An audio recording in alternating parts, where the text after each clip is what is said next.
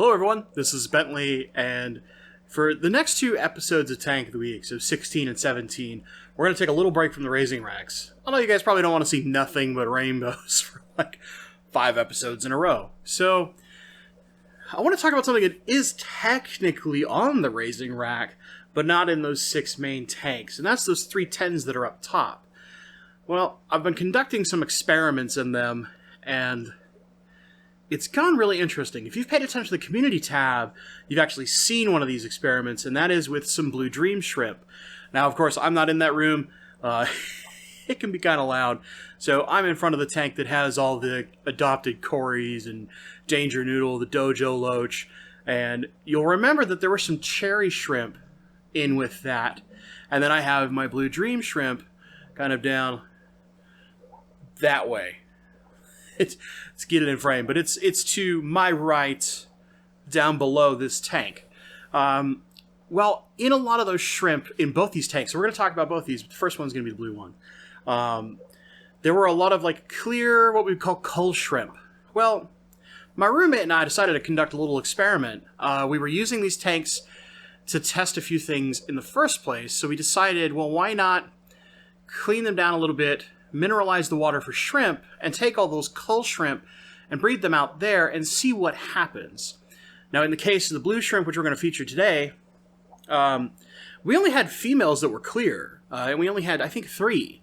So we took a little male from the blue colony and put him in there, and he actually had decent colors. So we decided we'd take one male with good color, not amazing, but he had reasonable blue, and put him with all these clear females, or very pale blue females in the case of 2 of them. 1 was full clear, 2 were very pale blue, or kind of like speckly, and see what happens. Now, there's some other experiments going on in these tanks, and you're going to see them kind of overlaid while I talk for a little bit. I shot a little footage, and whipped out the gimbal, so that you guys could look inside these tanks. And you'll see now there's a ton of dark blue shrimp in this first tank. So for episode 16, we're going to talk about the blue experiment. Notice how many babies are in this thing, and they're all blue, dark blue. And I put this picture up on the community tab, I think a couple weeks ago, just to kind of show you guys, because my Instagram has been messed up, and I'm trying to figure out what's wrong with it, but something to do with Android 10 updates. You don't care about that. That's not important. Let's talk these things. So the other experiment in this tank is those little box filters in the back. You can get these for, I think it's like $6, or it's between somewhere in the like $6 to $7 range off of Amazon. They're very, very cheap. And yeah, they're made in China and all that kind of stuff, but they come preloaded with their media exactly as I'm showing you here, and they have kind of a telescoping spout, so you can set it to kind of whatever height you want. It doesn't perfectly go to whatever height you need in a 10, but it's pretty good for a 10. Well, I've been experimenting with these for, I think, 3.5 months now, and I'm actually really surprised at how good they are. Now, they're not going to top a sponge filter when it comes to the amount of biocapacity it can handle. This just doesn't have enough surface area. But for something that's low bioload, like a lot of brand new rainbow fry or a bunch of shrimp, this is actually a pretty dang good little filter. And it's air powered, so not very much power required. You can run several of these off of a reasonable air pump. I'm actually pretty impressed. So if you're trying to do specifically shrimp, don't try and do colonies of guppies with this thing. Go with a sponge filter in that case. But if you're looking like colonies of shrimp, or maybe what my goal for this tank is, I'm going to put a mop full of rainbow eggs in this thing. The shrimp are going to be there to help prevent fungus on the eggs. I have found, through both some experience with people I trust and a little bit of tests myself, that the shrimp don't cannibalize, at least the neocaradinas, don't cannibalize on the eggs. So snails will. So you can see there's tons of snails in this tank. We got to slowly work on that problem. But I have other tanks that'll be the first tester grounds for these. But you can kind of see, like, yeah, we get shrimp and we get real little bitty baby rainbows. So not a lot of food. So any excess food that goes to the bottom, the shrimp will take care of.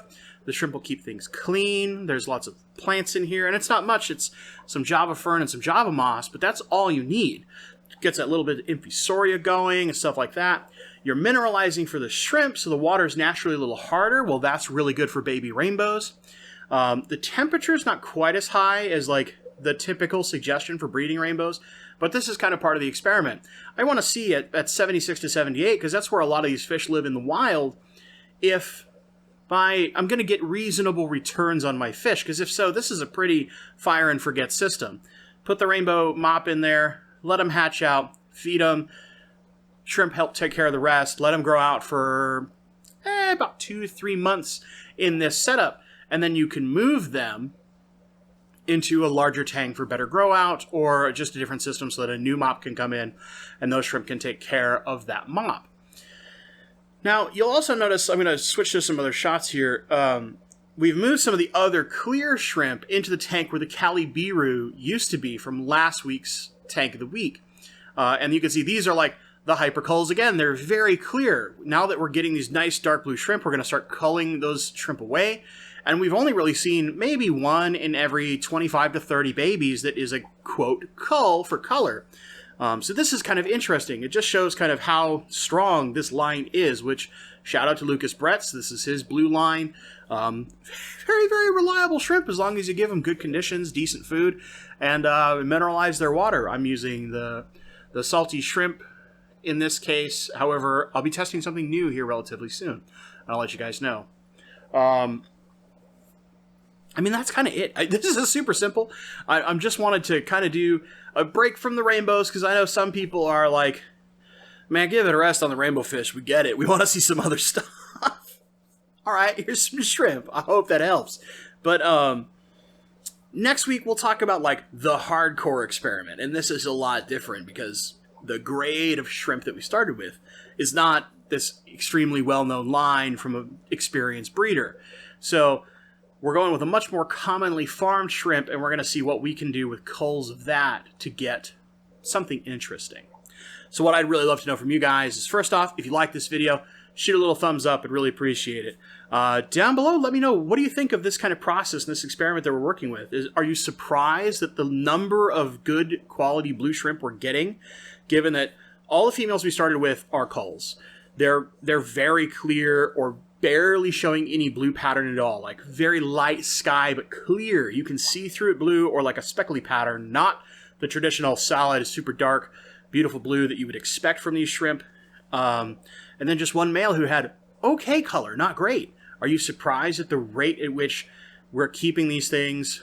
You can talk about all sorts of stuff like, well, long-term the genetics are going to get worse and blah, blah, blah, blah. But if we keep culling, it should be good. We should maintain that strong blue color as long as we keep culling, which is what we're currently doing.